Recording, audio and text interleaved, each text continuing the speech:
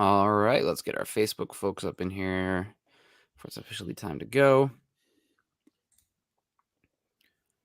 Boom and boom. All right, guys, welcome in. Welcome to a 7 a.m. Mountain Time show of Broncos for Breakfast. I am Nick Kendell and joined by, as always, Scott Kennedy. Getting Scott as soon as he's about to take a sip of his coffee. Scott, how you doing? Happy Tuesday morning. I'm doing well. I feel like I don't see you anymore. We used to be basically Yeah. every day, and now it's just Tuesday, Wednesday, Thursday. We cram it all into the middle of the week, and it's like, man, I haven't seen you in a week. So it's been a few. How are you?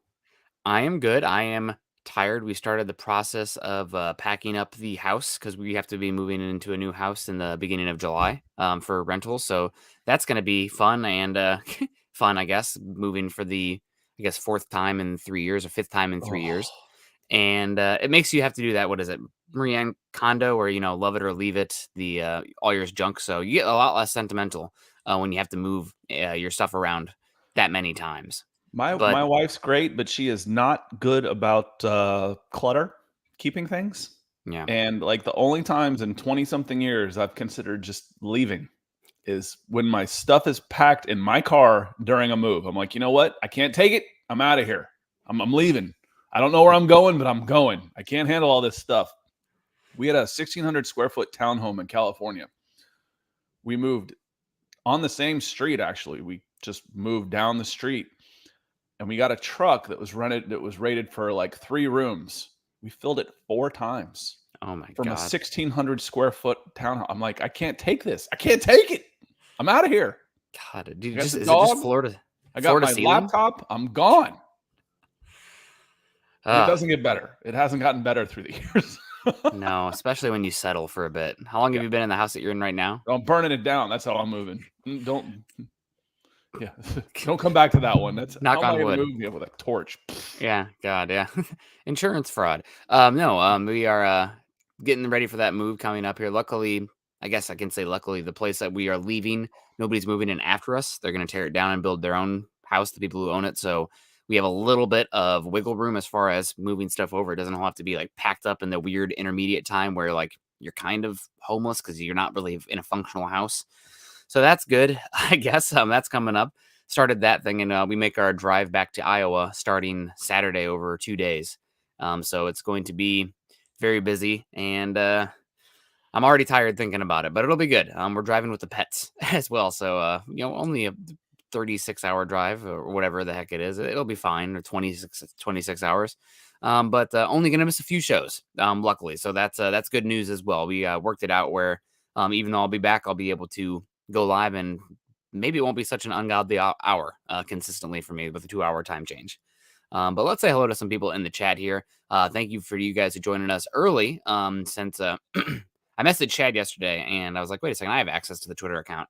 Tweeted it out this morning from Broncos for Breakfast account. But we have Ethan, who liked it on Twitter. Thank you, Ethan, saying good afternoon, gents in Broncos country. Good to see Ethan. Hopefully everything is not too chaotic there in London going on right now, or England. I see that the Boris Johnson's having a vote right now or something.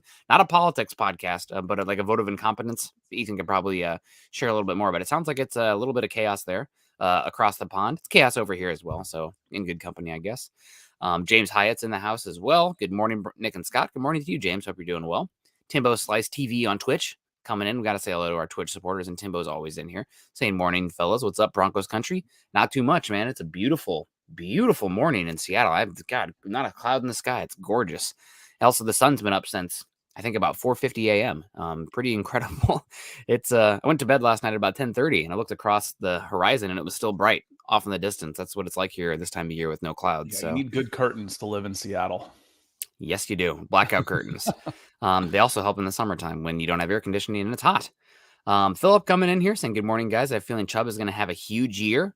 Oh, I hope so. Good for him and good for the Broncos. That might make an interesting scenario. We'll get into it here in a bit, but good morning to you, Philip. Thank you so much.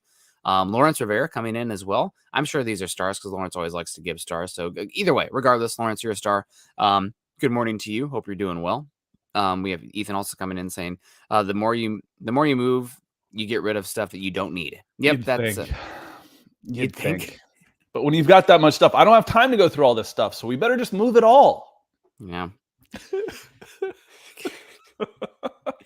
Yeah, that's I think that's one of the good things about us already starting our move. Granted, we're going to be gone for 10 days, so we have less time to get everything done. But went through a bunch of stuff and already have tossed, a good Been bit. here. We have I've been in my house 6 years. I've got rooms that still look like we just moved in. It's just painful. sounds like you need a storage locker. That's With 6,000 square feet in a house, I'm not paying maybe for not. extra No. storage. Yeah, that's living in the world of Seattle where real estate is hard to come by. But absolutely, we've been cleaning up. That's no doubt. Big E Broncos in the house also saying good morning, Nick and Scott, and all of Broncos country. Good to see you. Good morning. I guess Nick is sleepless in Seattle. Yeah, early today because I was a little bit too last minute trying to get a car appointment for driving across country. And I called about 15 mechanics yesterday, and they're like, "Oh yeah, we're booked through mid-July." Holy cow! Okay, what's going on? But was able to get into one where it's like, "Okay, you can swing by tomorrow morning at 7 a.m." Okay, I guess I'm gonna have to make it work. So here we are. Did you see Stand By Me? Oh, Wait, I get them love it. confused. Lean on Me and Stand By Me. Lean on Me. The with Morgan Freeman where he's crazy Joe. I have not seen that When one. You got me the excited. I girl actually talks saw a movie about reference. yeah, I always mix up those two movies titles. They're very different, obviously. But the girl says, I don't want to take home ec. I have 4 brothers and sisters that I take care of. I want to take shop. And Joe Carter writes her up, says, you go take this to the teacher and say auto mechanics make $40 an hour. And this is, 1987. So yeah, it's a pretty good business to be in if you can fix cars. You got to have a computer science degree to do it now, though. Yeah, it's all cars and computers. They're all specialized as well. But luckily, you can get somebody in there. Also, we got a good day in Virginia, says Tim. 65 yesterday. I was loving it. Good for you. Nice. Things have started to warm up a tad here. We're still in the La Nina spring. We're coming out of like the coldest, wettest May in 80 years or something, but we're getting by. Maybe it means less wildfires this summer. I'll take it if I can. And also talking about movies here. DWI saying good flick. Guess what, Both guys? of them. Both of them. But guess what? Top Gun. It happened. We watched it this weekend after enough show. Honestly, Natalie, my wife, she's like, you know what? Let's watch it. It's a good one. So we did watch Top Gun. It was good. I mean, I don't know if it was something about the 80s style of movie, but I feel like they only had the rights to like 3 songs and they just played them over and over and over again. Like a Danger Zone, like we're going to go back to Danger Zone, or I can't even think of the love song. I was catching like, Family Guy pop culture references that they moved from Top Gun. It's like, okay, well, that's obviously what that's from. Why you have to see all those old movies, because all like the current pop culture reference comes back to all that stuff constantly. It's like, that's why you got to see Rocky and The Godfather and, all these classics, because then you'll be like, oh, I understood that reference. Yep. Because it happens all the time in writing and other movies, everything. Yeah, it was, I enjoyed it. It was a lot of fun. Obviously, it's 1986, I think is when it came out. A little bit, some stuff that feels somewhat cheesy today. But it was a good movie. I will say also, spoiler alerts, I guess, and this is a good job you guys not spoiling it for me. Had no idea Goose died. So that was like, holy shit. Sorry, cussing on here, but like, it actually was like, seriously? Goose is dead? It's like, Nana's like, yeah. It's like, I love him. He was like the best character. So that got me. Actually, that was a bummer. But Big E saying, "Hey Nick, don't feel bad. It's the way here trying to get an inspection sticker on a car in West Virginia." Okay, it might be some of the emission stuff as well. Who knows? But yep, we did see Top Gun. Woo, says Ethan. Movie time review. Take my breath away. That was the over and over again. Yeah. And DW guy says, "Well, now you ruin it for others, Nick." No, he didn't. Nick was the last person to not see it. Yeah.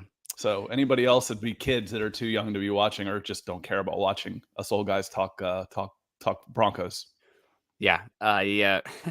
God, well, Top Gun, I thought it was good. I enjoyed it. No regrets watching it. So I'm excited to see the new one whenever that comes out on a streaming service. It was good. And apparently a lot of it was filmed up in the North Cascades. So I'm excited to watch it and be like, oh, I know that mountain. I've climbed that one. So, that's Diablo Lake right there.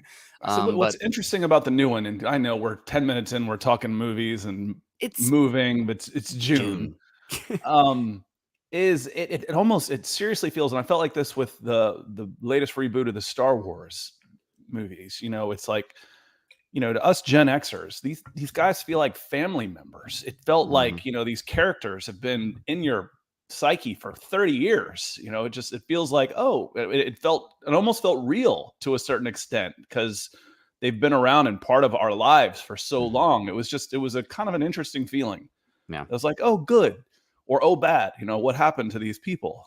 Having some resolution and seeing where they ended up was good. Yeah, and Joe's Chubb, Jeudy. What's this Top Gun Yeah, talk? Broncos. Yeah, sorry, Joe. We're gonna get to it right now, but we got John I'm going to Fields step coming. out for 1 second. Let Nick have it for just a moment.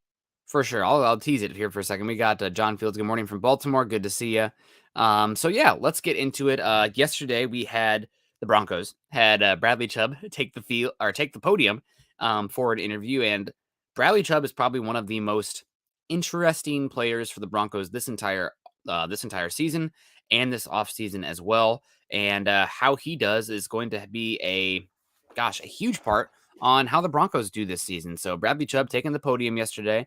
And I guess the first bit of information about Bradley Chubb that is maybe worth noting is that Bradley Chubb did not make it to the Von Miller pass rush seminar this year. He had another obligation going on. He's been there in the past, but no Bradley Chubb down there working with the elite pass rushers, elite edge rushers in the NFL.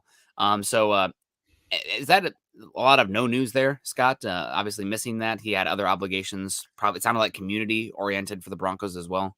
Or whatever. Go work out with somebody else. There's no rule that says you have to go to Von's pass rushing camp. That's more of a social thing anyway, for goodness sakes. I mean, you can compare notes and all this stuff, but Bradley Chubb is a veteran. He can do what he wants. He doesn't have to go to Von Miller's pass rushing camp. I don't care. I really don't. Yeah, and the big offseason for Bradley Chubb. I don't really care that much either. I am happy that Baron Browning went because I think a lot of it is the fraternity of those pass rushers as well and getting in there and working with those guys. Bradley Chubb's already in that fraternity. Baron Browning's obviously making that transition from the stack linebacker spot to edge. So getting some work on there and it's had some interesting quotes on both Baron Browning and Nick Bonito that we'll get into. But first, Thomas Holt coming in with the Stars, kicking us off. Thank you so much, Thomas. We appreciate you. Getting the ball rolling and getting the Facebook stars going here for us. James also coming in saying Chubb should be great. Will he stay healthy? How good is he? We don't know. We know that Chubb is good. I think that's the operative word here. He's good. How good? Hopefully we're fixing to find out. He did say about this offseason that for the first time, it's the first time in a while that he's been healthy. He's going to put all that together and hopefully be able to come out the season with his hair on fire, I guess, so to speak, because the past few seasons he has come out been nursing an injury. Obviously last year he came out, I'm going to try to play on that ankle after getting the other ankle corrected in the offseason. Went I think 2 games, came out, or maybe even 1 game, played that Jacksonville game week 2, and then we didn't see him again until week 13, and he was not. It was over. Yep, season was essentially over. The season was already gone. Yep. So he's healthy, and he wasn't 100% then either. Didn't have a sack last year. Obviously was coming off of a Pro Bowl season in 2020, but really hasn't been. His best season was 2018. So this is a big year for Bradley Chubb, and we've heard George Payton say it. We've heard some guys on the defense say it. Bradley Chubb is 100% healthy and for the first time in a long time, and that should be big for him this season. God, let me tell you, the Broncos are going to need him. I guess you can argue that Randy Gregory is their best pass rusher. Pro Football Focus would argue that as well, putting him ranked with Bradley Chubb not. But based on pedigree and everything, Bradley Chubb should be a dominant pass rusher. Don't expect him to be Von Miller, but he should be, one of the top 15 in football. And I don't think that's an unreasonable ask for him this season, especially with the other pieces they have on defense and the offense. If I go by paycheck, Bradley Chubb's the better guy. He's getting compensated almost twice as much this year and has a chance to double that. So we've said before, Nick, no one has more incentive to have a big year than Bradley Chubb. I mean, it could be the difference in $100 million for him. This is a $100 million season for Bradley Chubb. You think that's some incentive? Contract year, maybe he gets tagged. Okay, well, he goes from 12 to 25 next year. I don't necessarily think that I'm not a huge fan of the tag thing just because I'm for player freedom and them getting what their value. I'm getting paid their value when they can be free agents. But $25 million, this will be a pretty good chunk of change for him next year. It'd be about what he's made so far in his career. And he has a lot of incentive to keep going, to get going out there. Yeah, absolutely. And talking about a lot of incentive right here, 50 pounds come in. See, I got it right. Looked like the L. I did get it right and not get it wrong that time too. You So got it I do right. want to. Good job. Good job. Okay. We're starting now. You've got a 1-game winning streak. Okay. All right. I hope coming in from Ethan saying I hope Chubb has a great year, but would not sign him long term with his history. Can franchise and see how he does next year as well. More prudent. And a lot of people are like, okay, well, how would the Broncos franchise Bradley Chubb? They're going to be kind of up against the cap wall next season. The Broncos can do a lot of cap finaglings, and the biggest movable asset as far as money the Broncos have next year is Russell Wilson. Russell Wilson's going to get a new contract, but it's very possible that first year of his contract, the cap hit could be very low, and that could easily make it so they could fit in Bradley Chubb and his massive cap hit that would be the franchise tag. And then after that, you kick the can down the road one more year, see Bradley Chubb, hey, do it again. Year 6 in the NFL, which is, that's a long time to have cost control of a guy before he hits the market. I digress, kind of going back to Scott's point there, but definitely the Broncos can franchise Bradley Chubb. It might make some things difficult as far as, retaining the likes of Draymond Jones, what's going to happen with the likes of Dalton Reisner, et cetera, et cetera. But definitely a possibility there for the Broncos, and something that I think would be prudent as well. If he does have a good year this year, given his injury history and whatnot, go do it again. Unless you're going to be able to get a contract that you perceive as a value with some flexibility, not a lot of guaranteed cash, because let's say he gets another, God knock on wood, another serious injury. What's it going to look like after that? I don't know. He's already had two ACL injuries on the same leg, one dating back to his senior year of high school, one dating back to 2019 in the NFL. If he has a third one on that same leg, what does that even look like? Not many guys have come back from 3 ACL injuries on the same leg. So definitely something to consider for him. I think franchise tag would probably be the most prudent, assuming he has a great year. Yeah, there's $11 million in Graham Glasgow savings on the books for next year also. Yep. There's no way. I said this last year. I don't like to speak in absolutes because I think the one time I did that in recruiting, the last time I ended up wrong, 1 in a million on that one, because I always try and lawyer myself and give myself just a little wiggle room. But I'll say this again. Graham Glasgow doesn't play on a $14 million cap hit next year. He's got a $3 million dead cap. No way. Just no way. So there's $11 million to play with in there somewhere. Maybe he comes back on a 6 to 8. That's fine. And we had this conversation. It was right when we were first getting started last year. We were talking about Bradley Chubb and him entering this year. And I was like, well, what do we do? What do we do if he has a monster year, but he's got this history, like Ethan's saying here, do you take that risk? And you came up with it right away. You said, tag him. I'm like, oh yeah. God, I forget about that. You tag him. You absolutely tag him. He goes out and has, I'm going to set the number at 12 plus sacks. Tag him. 12 plus sacks is worth a $20 million guy on a 1-year deal for sure. Yeah. I mean, pass rushers get paid. If you're a good pass rusher, besides the only other position gets paid more is the quarterback. I guess wide receiver all of a sudden is coming up on that too. But pass rushers definitely get paid. Luckily, the Broncos do have some flexibility. And you mentioned Graham Glasgow. Ronald Darby also can save you a lot of money as well. Now, Darby's a pretty good player when he's healthy. Probably one of the more underrated pieces on the Broncos roster right now. But you might want to go younger in a different direction with that cash. Oh yeah, you're right. There it is. It's 13-3. So yeah, we went through this before. We went through this a couple last week, 2 weeks ago on one of the shows. Where is your savings? Darby's definitely one of those guys too. Yep. Again, go to Spot Rack and look at the cap hit, and then look at the dead cap hit. The bigger that number is, the bigger the difference in that number is, the more likely you are to have a different contract the following season. Yeah, 100%.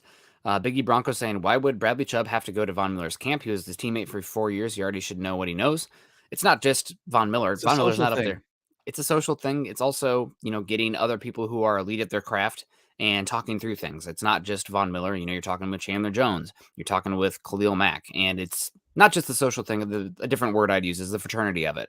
And I really like, shout out to Von Miller for doing something like this. Maybe it's not the best for himself sometimes, or the Broncos themselves, but it's good for the NFL game. And obviously the more elite talents you have, the better the product's going to be. So it's not the biggest deal that he didn't go, but still it's a noteworthy thing. And we're in, again, excuse me, it's June. We're just kind of, that's something we can talk about here. So we have an interesting comment here from John Fields saying, I think Chubb will be traded by the trade deadline. What do you think about this comment, Scott? Oh, I think there's several scenarios that make that unlikely. Hmm. That would have to for that to have to happen. One, if he's performing, it would have to be something like last year with Von Miller. Von Miller came out performing well, and the Broncos weren't.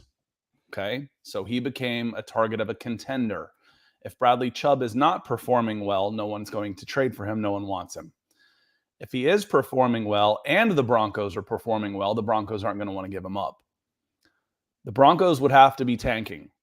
They would have to be below 500, 8 games in, 9 games in, below 500, looking at 3-5 in the easy part of their schedule for them to give up on Bradley Chubb, who's having a good season. If Bradley Chubb is having a good season, I have a hard time picturing the Denver Broncos not having a good season. So if he's having a good season, they're holding on to Bradley Chubb because the return on it for a half a season rental wouldn't be much. So Yeah. Again, the only way this happens is if Bradley Chubb comes out hot and the Broncos stink. Yeah. And those two things don't jive in my brain. If Bradley Chubb is doing well, the Denver Broncos are going to be doing well because the Denver Broncos can do well without Bradley Chubb doing well. Yeah. So, and if he's doing well, it's just gravy. Yep. 100%. Yeah, that's where my mind immediately goes. If Chubb is traded at the deadline, that means this Broncos team is dead to right. And it's pretty obvious they suck this season. Maybe it's injury. Let's knock on wood on that one. But that's hopefully not happening because that means the season went off the rails quickly and poorly. So let's hope that's not. Chubb would also have to be contributing. So, what are the odds that, again, you don't want to say it, but I don't want to breathe it. It probably means Russell Wilson was injured early in the season. Yep. That's about the only way I can see something like that. Those situations coming to pass is if Russell Wilson goes down early. Yeah, and especially in the context of the schedule. Obviously, there's no such thing as a gimme in the NFL, but the front half of the schedule is a lot easier than the second half. And if you are 2-5, what's the trade deadline? Week 7. Knock on wood. Probably means that something horrible happened with injuries or injury at the most important position. So let's not breathe that. Breathe air into that. But John Chance coming in here. Awesome mustache there, John. Says, good morning, guys. Good morning to you, John. Hope you're doing well. Happy Tuesday to you. And we got Life coming in here. Leaf. Saying, Leaf? Okay. I know a guy from Germany whose name is Life. So, I would think it would be Leaf. Leaf, you can correct us, please, but my money's on Leaf.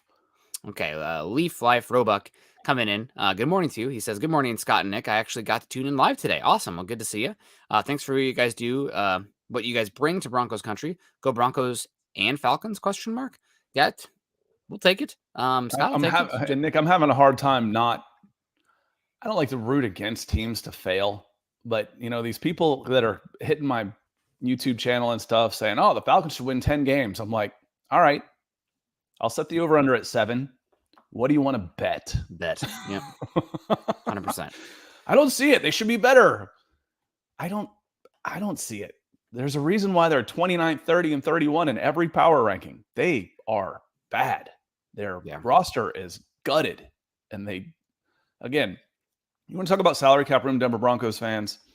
Can you imagine taking $80 million off of this roster without being able to replace it? Go ahead. Go right through that list and come up with $80 million. Go to Spot Rack and add up all the players that are up to the $220 million on your salary and remove $80 million from it without being able to replace it. Let me know how good you're going to be. Yeah, I'm not very good. I think we'll really understand how solid Matt Ryan was there at the end too, despite a pretty incompetent offensive line and pass. I think it's great for the Colts because Matt. I was reading through, and unfortunately there wasn't the Broncos didn't get an entry because Nathaniel Hackett's a new head coach, but Pro Football Focus went through the analytics on who the best coaches based on an average roster. And Frank Reich was up there because he says, they've done well with mediocre quarterback play. And then Arthur Smith was in the lower 10th. Oh, he was pretty unremarkable last year. Like 7 games with that roster was pretty damn good. And Matt Ryan from PFF was not a very good quarterback. I'm like, well, that roster, he carried that roster. His back hurts from carrying that roster. So If you want to play that game, then you better put Frank Reich in the top 5 because Matt Ryan's not very good. Yep. And they're going to have a good year. Yeah, I love Frank Reich. I was a big proponent of him in 2018. That was the coach that I wanted to hire for the Broncos. But is what it is. Pooping Hippo coming in saying, would trading Jeudy and Chubb next year help with salary cap and draft capital? Would you guys do that? Yes and yes, no. Odds are you're not going to get better players than both of those guys. Also, I guess there is a possibility for we'd have to see what it looks like. But you want to get an equitable return. The one that's a little bit tricky is it would be a tag and trade with Chubb, and that doesn't happen very often. We saw it with Devontae Adams this year, but typically you don't see guys get the salary cap tag where their contract is 100% guaranteed, or excuse me, franchise tag, and then get traded on a new deal on top of it. It's possible, but I think that's a precedent though, Nick. I think who was I reading about recently? There's another player that he says, I'm not playing under the franchise tag, and he's out Deebo right Samuel. now. It wasn't Deebo though. It was another player. I'll figure it out. But they're unhappy, and he doesn't want to play. He's been tagged. Did the Cowboys tag somebody? I feel like they tagged like Dalton Schultz or somebody. I don't know. Maybe I'm making stuff up. But there's questions about him being in camp, and is he going to play on a 1-year deal? I think it's going to be more. You're going to tag him, and that is almost going to be, well, we're going to have to trade him now. I think it's going to become more of a thing. I really do. When you're talking about you can get 25 or you can get 125, you know what? I'm not playing on a 1-year deal. Not in this game where, the decline is so steep and the injuries are such a risk factor. They're actually, they really are a high risk game that I think you're going to see it more often, Nick. I really do. Well, it doesn't happen until it does. So we'll see. It's definitely a possibility. But right now, I'd probably say history would say no. It's definitely something to think about. Depends on what you can get capital-wise as well. Dave also saying, I missed the memo on the early start this morning with the hearts and stars coming in. Thank you so much, Dave. Yeah, I tweeted out a little bit late. I forgot that I had the power of the Twitter account on my own phone, so I tweeted out this morning and probably should have done it yesterday, but have to go to a car appointment before driving halfway across country, so getting that taken care of. But thanks for joining us, Dave. We also have Benjamin Flores saying, what's up, guys? Go Broncos. What's up to you, Benjamin? And Edwards in the house, too. Morning, guys. Bama X, good to see you. Morning, Broncos country. Reese Scott's in the house saying, I think we keep more players on short-term deals next year because of our lack of draft capital. Need to survive this next year's draft because it's going to be harder than this year's to watch. It will be harder to watch. Less picks, obviously. But I don't think you're really going to feel the brunt of losing these draft picks probably for 2 years. It'll be like 2024, 2025, where those players or who would have been players enter their, year 3, year 4 of their contracts. And that's when those guys are really supposed to step up. I mean, how much are we expecting this year from Greg Dulcich or Nick Bonito? Not that much. Or even, first round picks, typically guys don't come in and look like Patrick Surtain. That's kind of an unrealistic expectation. You have JC Horn pick 1 pick before. That's totally opposite end of the spectrum last year. He was good when he played, but didn't play much. So, definitely you're going to have to figure out roster-wise some of those spots, but the impact overall on the wins and losses and the team's overall ability, I think, is going to be more felt a few years down the road. We're going to be missing those cost-controlled plus players, in theory, with those early round draft picks. And you're hoping at that point that you've built a winning machine and you get discount veterans that are coming in that want to be part of another Super Bowl type of run, that are coming on $3 million deals where you can build those guys, a $6 million veteran who's 31 years old, he's 10 million, let's say a Stephon Gilmore type, who he's cut for salary cap reasons. Well, I want to go play for a Super Bowl. I'll take a pay cut to do that. Or, Odell Beckham Jr., he could have held out for the highest dollar amount last year, but he went to the Rams. Why did he go to the Rams? Because he wanted to play for a Super Bowl. So I think you'll be able to supplement in the short term some of those guys with wins, by winning and being able to recruit a higher caliber discount free agent in the open market. At least that's what I think. I mean, it sure feels like the Patriots did that for a dozen years. Yeah. Yeah, no, that's what good teams do. Sometimes it can lead to some lack of continuity on the roster, but it's definitely a possibility and something the Broncos did with Peyton Manning. They obviously had their draft picks to go as well, but they were able to find short-term veterans that were looking for a ring and kind of patch holes year to year with those kind of contracts. So definitely something to look out for. Max Power coming through, saying thoughts on Jonas Griffith. Team seems to like him.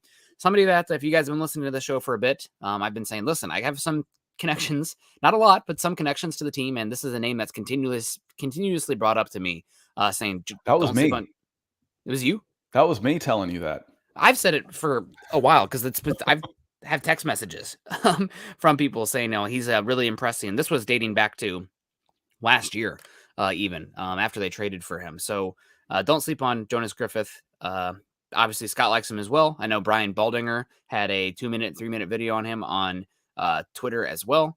I think Jonas Griffith sets up to be a very good option for you. And I think one of the reasons that you're moving Baron Browning is because they like Jonas Griffith so much at that linebacker spot. So excited to see what he can do this year. He's got size, he's got speed, and he's violent. It's my kind of guy in the middle of a defense. I was extremely impressed with what I saw in limited action last year. And, I don't have inside contacts to the team. What I do have is a set of eyes. And I liked what I saw. And I watched some of the moves they made or didn't make around them. Like, and you can get a feeling. I always say, watch what they do, not what they say. I got a feeling they like what they see from Jonas Griffith. How wouldn't they? I wouldn't say he obvious isn't quite the right word, but if an idiot like me can see it watching, a condensed version of a game and he flashes, these guys that are getting paid millions and billions of dollars in this business, not individuals, but it is $1 billion business. Yeah. Can figure out that Jonas Griffith can play. Yeah. Absolutely. EJ in the house, and good morning, Nick and Scott in Broncos country. Good to see you. Michael's in the house too. Michael Ronquillo coming in saying, good morning, Nick and Scott in Broncos for breakfast. Go Broncos. Good to see you, Michael. Chris Jenkins. Morning, fellas. Morning, Broncos family. Avs to the cup. Yeah, congratulations to the Avalanche on your frozen stick ball yesterday. Hope it rubs off on the Broncos. Absolutely. And Ethan saying, you guys can't be each other's connection. No, Ethan, that's just the first time where I've wanted to stay up and say, listen, I was on the bandwagon early. Yeah. And I'd listen to people talk about, oh, yeah, it seems like people are really high on him. I'm like, it's good, though. It's a good thing. It's a good thing. No, I'm kidding. I'm kidding. But I was a big fan of what I saw early. Yeah. The physical traits of Jonas Griffith, and then when he went out of play like his hair was on fire. It's exactly what I'm looking for in an inside linebacker. Yep. He's big, he's fast, he's violent. We can get experience. And he's long. He is just a physical so is Browning, though, as well. But I think I'm talking to myself, and the reason I'm moving Browning is because he has the traits. It's something that when the Broncos drafted him, I was really interested in his potential at edge, and he's moving there now. And also, but Griffith there as well. So some long, athletic guys there on that front seven, which the Broncos need. Hopefully that'll make Ethan happy. We don't need any Josie Jewell slander, though, to prop up Jonas Griffith. Ethan. See Patrick Kavanagh coming in here on Facebook. Good morning to you, see Patrick. Jeremy saying both Nick and Scott want to be driving the Jonas bandwagon. You can have it, Scott. I'm just excited. The Broncos have good players. I will drive the I don't know whose bandwagon I can drive. We'll see how it comes organically. The one I started up, at least I hit the keys first, was the Pat Surtain in January of last year. That was after my first one on this podcast was, well, what do you think about the draft? It was January before the draft last year. And it was after free agency. So no, it was before free agency. So, Chad had said, I was like, well, what do your team needs? I don't know the team very well. And he said corner. And then he went through a couple other positions. Then he finished it with corner. I'm like, well, hell, Pat Surtain's the best cornerback in this draft. That's the one you guys should get unless you go quarterback. And we've talked about that one enough. Mm-hmm. I'm actually doing a guest spot with the Chicago Bears pod tomorrow night after what do we do on Wednesdays? Huddle Up Pod. After Huddle Up, I'll be doing a guest spot on a Chicago Bears one. And I'm going to ask them about Justin Fields and how they feel about him and if they feel like they're doing enough to build around him, if he even has a chance out there, or if the lack of success is partially due to himself. So, but again, getting Pat Surtain, you were going to be happy. You're going to be happy. He's a good player. Yeah. He's a damn good player. I guess the one I've been driving the bus on is Draymond Jones. That's been one that I've been screaming and shouting about. We got Mark coming in here saying good morning, all. Let's go. Let's all drive the bandwagon. There we go. Bandwagon all the way to the Lombardi Trophy. Plenty of room. A few more things I want to get to before I have to fly. I'm not sure if Scott will hang around for a bit. We can close out or not. But we had some comments on Baron Browning and Nick Bonito coming in from Bradley Chubb. First thing we had here was Baron Browning. I'm getting acclimated to the outside linebacker spot from Bradley Chubb. He said it's crazy when it comes to Baron. Natural skills he has for the position. It's amazing. You'll see him go out there and he just throws his shoulder down. To him, it feels like he's doing just that, but on film, it looks like the craziest thing. We're trying to keep coaching him up. He's come over to our house. He's come over to the house and asked me what I see in his play. I'm trying to be there for him like Von Miller was for me. And those guys, when I first came in, it's been great to see how natural things are. Once he starts adding those little moves, the small details, it's going to be over with. So excited for that. Browning's incredible. And then also on Nick Bonito saying, to be honest, I don't watch much college tape on the guys when they come out. Ever since he's been on the field, though, it's been crazy to see. That's his word, I guess, crazy. He's been he's in that Baron Browning range when it comes to natural bend. His get off is crazy. He's a finesse guy. He moves around tackles and goes right past them. It's been fun to watch him grow. I'm just trying to teach him all the little things that help me out. He can take it or leave it, but he's already a very good player. When the guys in the room keep working around each other, it's going to be better for all of us. So 2 finesse guys there, obviously. Randy Gregory also, I would say, a finesse guy, but exciting to hear Bradley Chubb speak up, both Baron Browning and Nick Bonito. I mean, obviously, it's not going to go out there and diss the guys, but either way, excited to see what those guys can do. And the Broncos seem to have flourishing options getting after the passer, which was a big issue last season. You're muted. Muted.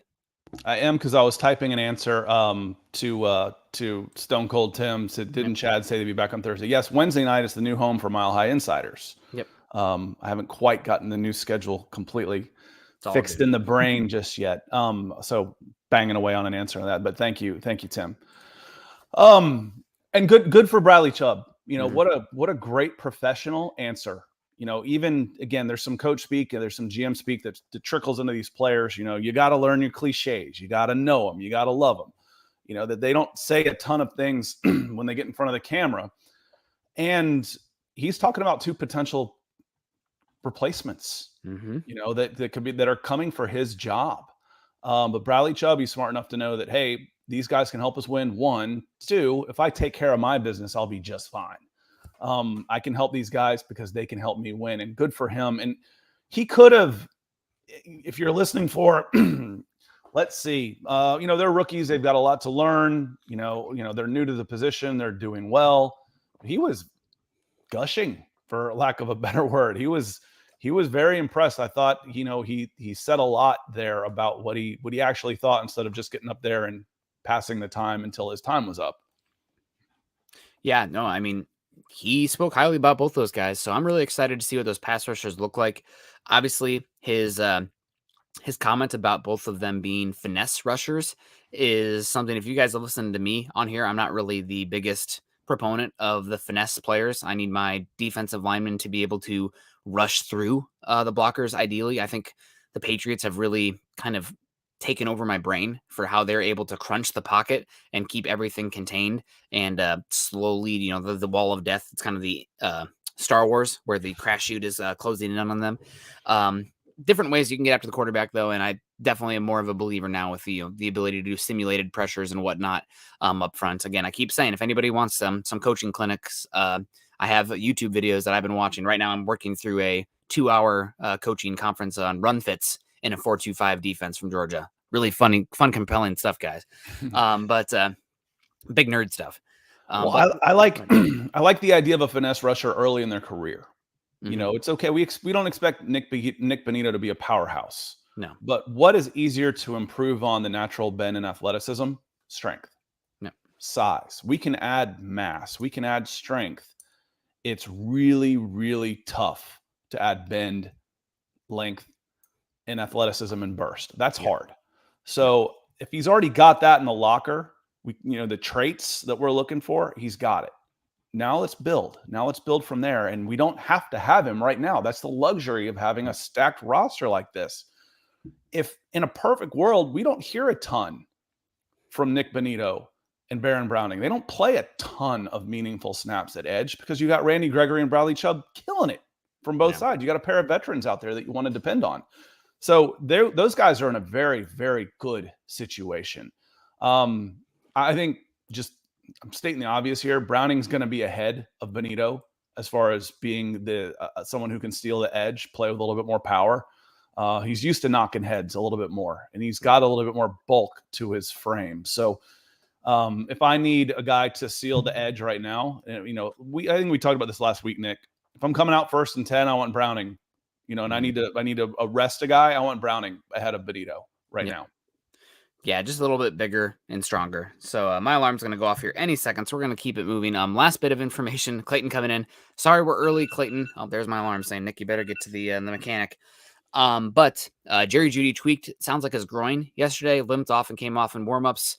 Another ding for Jerry Jeudy, definitely something to be concerned about and monitor. We'll see if he is out there today.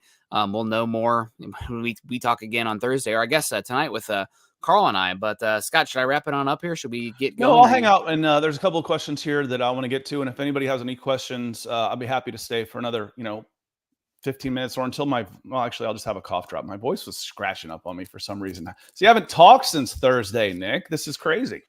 I won't lie. Saturday, it was like, oh my gosh, I don't have anything to do. It's great. No, actually, I had to start packing up the house. But enjoyed the little bit of break here, and Ethan coming in saying, go get your car fixed, Nick.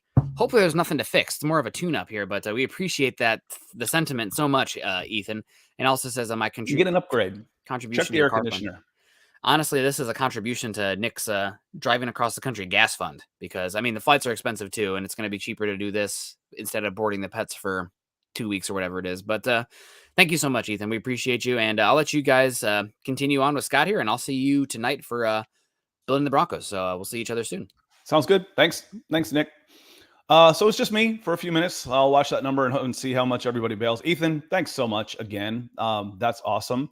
That will put you back into first place on the number. Michaela had actually jumped over you since we hadn't been on since Thursday. Michaela came in and had actually gone up, but you will be back in the number one spot and always number one in the hearts of Broncos for breakfast. Want to hit a couple questions in the chat and anything that y'all want to hit on real quick before I get out of here. Bronco Gang says, what do you think about signing OBJ as sort of a security blanket on a team-friendly deal because of wide receiver injuries? And I think Jeremy came in here and said that the OBJ juice isn't worth the squeeze. If I was down a receiver, if I had two and needed a third, then I'd consider it. But right now, I've got Sutton, I've got Patrick. Jeudy should be fine. I think Jeudy is fine. I think it's very precautionary. The Huddle Up boys last night said if this was game week, you'd probably see DNP did not practice, did not participate on Wednesday, and then he's game ready on Sunday. I don't think you need that ego. And I don't mean that in a bad way. He's a big personality in a new culture, new coach, new quarterback, where everybody's kind of finding their way and their role within this team. Who's that push out? That's the thing. He doesn't want to, he's not going to be there to be a mentor. So all of a sudden, Jeudy, you might as well kiss him goodbye. Hamler is one of those guys. Does he start pushing Patrick some? You don't know. So I wouldn't want to bring him in the way things are right now. Let me see. Clayton Heron's not feeling so good. Hope you feel better. Mike Hurt says, you guys think we should go after Julio Jones? No, for the same reasons. Julio's not quite the ego. I also am not sure he's as driven right now in his career as OBJ is. He's missed so much time. He's got hamstrings made of glass. He's played very, very little of the last 2 years. And frankly, the Falcons used Julio Jones like a running back. If you look at his overall numbers, the one number that really will stand out as a negative is his number of touchdowns. He was rarely on the field in the red zone. As crazy as that sounds, 6'3" guy with the athletic freak that he was, they'd use him like a running back. Okay, bubble screen to Julio Jones for 6 yards. Slant route, 7 yards. And he'd have 8 touches. He'd have 8 catches for 52 yards. And then he was gassed by the time they got down to the red zone. So I would probably say no on Julio Jones for the same reason. Right now, you don't need a receiver. You don't need another receiver. If I'm looking to spend any kind of money at all, I'm looking at the lines of scrimmage. I'm looking at, can I get a sure thing right tackle? Can I bring in a veteran interior lineman on either side of the ball? Those are where I'm looking right now with my money, not wide receiver. I know the knee jerk reaction, and we saw it when Noah Fant was traded, is, oh, someone's lost. You're going to have to get a replacement. Well, Judy's not out. He came out of practice. It's practice. He came out of practice, so he's not out. Now, if he was out, then you got to wonder, excuse me, where's KJ Hamler? And all the words right now is Nathaniel Hackett touched on KJ Hamler too, and so he's running free and easy. He looks great out there. So can you count on Hamler for the whole season? Can you count on Jeudy for the whole season? Hopefully you can count on a combination of sorts where you're getting them between the two of them. You've got one full wide receiver, and anything more than you get than that will be just will be gravy. Clayton says, what do you guys think of the new owner? I put that up on the screen because there's more people on YouTube and they'll be able to see it that way. Hopefully he is willing to invest when it needs investing, and he stays out of the news for the wrong reasons. That's all you really want. Hey, where's your checkbook when we need it? That's all you want out of your owner. I think a lot of us are get nervous a little bit because we see the Daniel Snyders of the world. Most aren't like that, or you see, and it almost feels like the days of the owners who won't invest in their team are pretty well gone. I grew up with the Rankin Smith Atlanta Falcons in the 80s and early 90s, and they were happy to collect a check. They wouldn't put any money into the team, and they're third worst in career winning percentage in the NFL for a reason.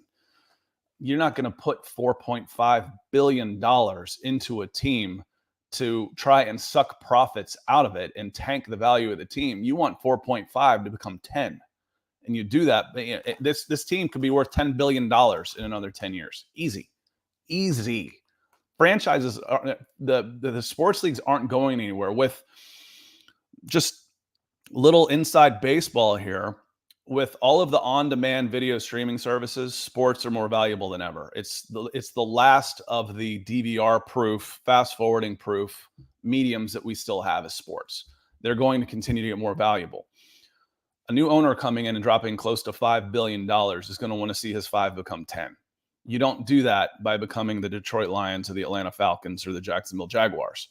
And even those are teams that are investing. They want their property to become more valuable. And you're about to double the record for a franchise that the Carolina Panthers were sold. Well, that was the Carolina Panthers. This is the Denver Broncos.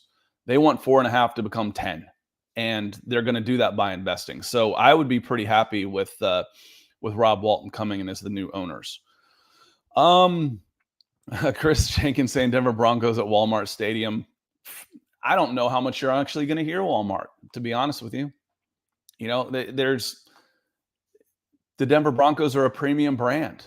They're going to want to be associated with premium brands. I don't know how much you're going to hear about Walmart except externally. You're not going to see Walmart branding, that type of thing. I don't see that too much. Tim comes in on Twitch. Will he really pay for a dome stadium? I saw this last night, some of the talk. If there's a dome, it'd be a retractable roof. That's what was built in Atlanta. Most recently, Mercedes-Benz Stadium is a retractable roof. It's kind of cool. I'd want an open air, though. Will he really pay for it? I'm not going to presume to tell someone how to spend $1.5 billion of their own money. Would he try and get some subsidies there from the local area? Yeah, probably. Why would I pay for it even if I've got it? Why would I pay for it if I can get some help doing it? So I don't know that how quickly that becomes a reality. If they broke ground tomorrow, it'd be open in 2 years. So I don't think it's something we would have to worry about for at least the 2025, 2026 season for that to happen. Let me see, go through the chat here. Sunny Days, welcome in. Appreciate you being here. So I know there was some stuff coming up a little bit through the chat. Let me see. Nathan came in a little bit and he says, Nathan Noble. I'm going to call you Nathan. That's not quite your name. So he says, hey, sorry y'all haven't been around lately. Just moved to Houston from Canada. Wow, that's quite the move. You just got really hot. There are few places around that are hotter than Houston in June and July. So I hope everything is going well for you. Let me see here. And on this one, I hung out for about another 10 minutes or so. I think we'll get going. We'll close this out. I think Ethan already closed us out with the closer. And we'll close this out with Michael saying, great show today, Nick and Scott on Broncos for breakfast. Go Broncos. Well, thank you, Michael. So I don't know if I can have all the banners, but let me make sure I can run through all of this stuff. But follow us on Twitter. You can follow Nick and Scott. We're in the beginning of the show. You can see I'm at Scout Kennedy, Nick's at Nick Kendell, MHH. Check out the huddleup.com store. It is a brand new huddleuppod.com, and it looks really sharp. It really does. If you can't do any of those things, make sure you're hitting the subscribe, like, and share button. I've got that as the ticker right now. That is something that is easy to do. It helps us find more Broncos fans and more fans across the NFL as this thing keeps growing and growing and growing more. Don't forget, later tonight, it is Tuesday, so we've got the Building the Broncos with Nick and Carl, 6 o'clock Mountain Time, so we'll see you there. And then on Wednesday morning, Nick and I will be back on my channel on youtube.com/C, as in the third letter of the alphabet, Scott Kennedy. I think most of y'all know where that is. We'll be talking some NFL head coaching rankings is one of the things I want to get into a little bit deeper tomorrow. And then Wednesday is the new home of the Mile High Insiders with Luke and Nick. And then the Huddle Up Boys will be back on Thursday. And don't forget Beckoning the Broncos Wednesday. Again, in every single one of the videos and live chats that we put out there, I put the schedule in there. I make sure it's edited and the schedule is in there. So if it changes, you'll be able to see it. We came out a little bit early today, so that's another reason to like, subscribe, and share to make sure you get those notifications. Thanks, everybody, for being here today. I was happy to hang out with you just for a few minutes on my own. I got you all to myself just for a little bit. So I enjoyed that. And I will see you tomorrow on my channel and be back here for Broncos for breakfast on Thursday. Until next time, thanks for being here, and we will see you soon.